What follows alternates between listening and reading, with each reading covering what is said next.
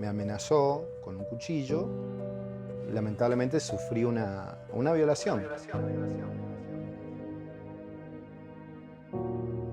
Lamentablemente, después de parirme, me abandonó, me dejó al azar, hasta que una vecina, después de haber escuchado tanto llanto, tuvo piedad, se acercó y vio que había un bebé que estaba con sarna, que estaba desnutrido, y bueno, nació Claudio de Oliveira, porque hasta ese entonces yo no tenía nombre, no tenía apellido, sentía como que ya era una carga.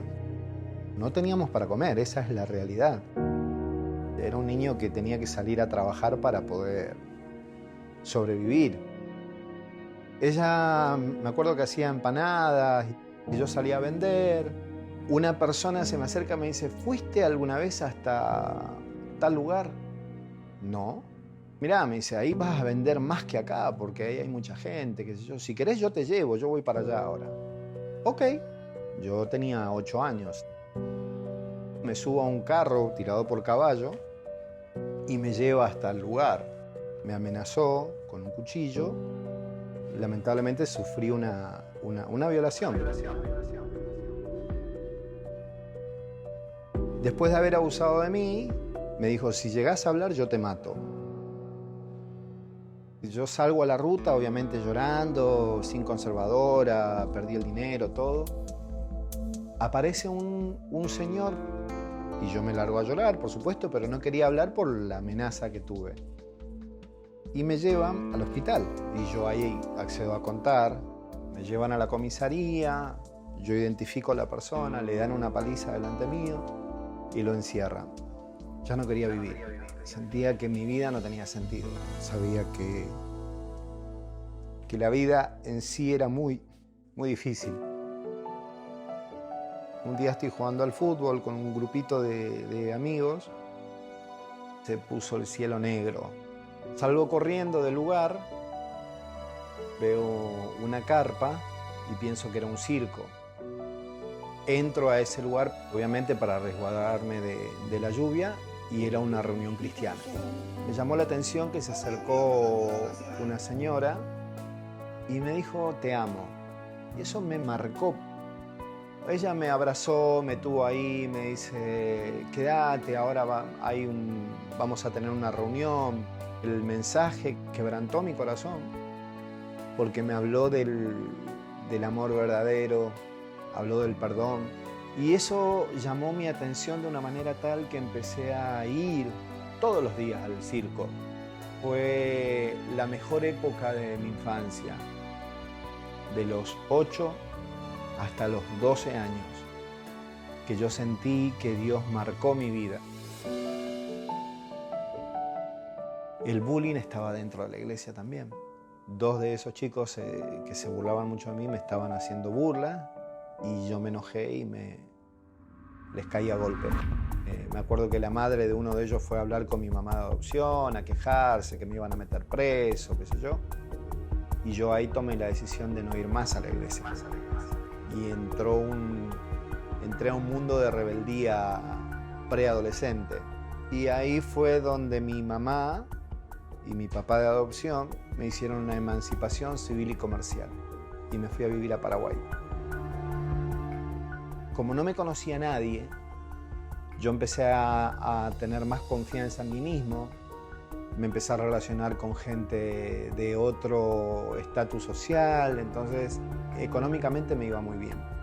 Llegó una época que pude viajar fuera del país, entonces yo decía, bueno, con dinero todo se puede. Él salió de la cárcel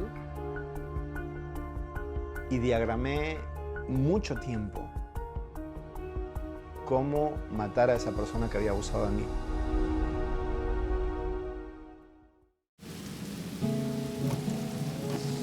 Una de las cosas que más anhelaba en la vida era una familia. Llegó una época donde yo me sentí muy vacío, donde yo tenía todo, materialmente tenía todo. Me empecé a acordar más de Dios y de lo que yo había vivido de los 8 a los 12.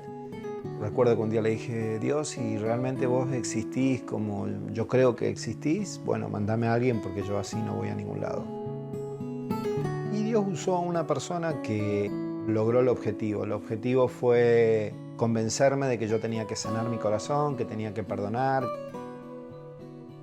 Tomo la decisión de dejar todo lo que tenía en Buenos Aires y mudarme completamente a mi ciudad donde yo más sufrí. Y el objetivo era sanar mi corazón. Empecé a perdonar cosas de mi infancia, a mucha gente que me había dañado, mucha gente que se había burlado de mí, que me había lastimado.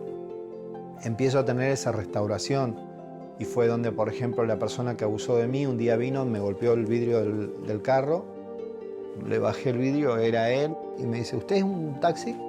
A mí me viene a la cabeza todo lo que yo había diagramado por 10 años. Dije, este es el momento. Lo subo, lo llevo, lo mato. Es Navidad, ¿quién se va a enterar? O sea, un montón de cosas se me vinieron a la cabeza. Y lo miré a los ojos y le dije, no, equivocado, no soy Remis. Oh, perdón, se fue. Y me arruinó la Navidad, porque lo tuve de frente, entonces tenía una voz interna que me decía, lo tuviste ahí. Y no te animaste. Y por otro lado me decía, perdonalo, perdonalo. Y por otro lado me decía, pero lo tuviste ahí. Yo sentí en un momento que ya estaba bien, ya estaba sano. Entonces regresé a Buenos Aires y empecé de cero. Pero había algo adentro mío que sentía que todavía estaba. Y en un viaje que yo hago a Misiones, había una reunión cristiana otra vez grande. El orador de esa reunión me dice, bueno, necesito que me ayudes. ¿Podés? Sí, claro. ¿Qué quiere que haga? Saca foto. Cuando él hace el llamado, yo me paro y empiezo a tomar fotos como él me pidió. Y él me mira y baja el micrófono y me dice, anda a ministrar. Y yo dije, se confundió porque yo no soy pastor. Entonces miro para un lado, miro para el otro, no había nadie, estaba solo yo. Y él sigue orando a la gente y me ve otra vez a mí sacando fotos y baja otra vez el micrófono y me dice, anda a ministrar. Ya es una orden más. Y yo fui. Entonces cuando bajo de la plataforma, la primera persona que tengo de frente es la persona que abusó de mí. Y fue chocante. Pero pude orar por él. Entonces cuando oré por él y él oró, hizo su oración de fe, yo sentí una paz que no te puedo explicar, porque fue algo muy fuerte. Yo diagramé 10 años cómo matarlo. Entonces yo sentí ahí que lo perdoné. Y fue por el único que oré. Me quebranté, lloré mucho. Me pegó fuerte. En ese momento yo sentí que se lo entregué a Dios, que ya no era algo mío. O sea, no era una carga por la cual yo tenía que seguir sufriendo. Porque yo me autolastimaba todo el tiempo por eso.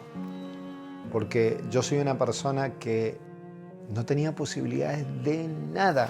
Y sin embargo, tengo trabajo, mucho trabajo, gracias a Dios. Me va bien, pude comprar mi casita. Tengo una familia, tengo mi esposa, 3 tesoros, el regalo más lindo que puede tener un hombre. Llevo una vida digna. Todo se puede de la mano de Dios.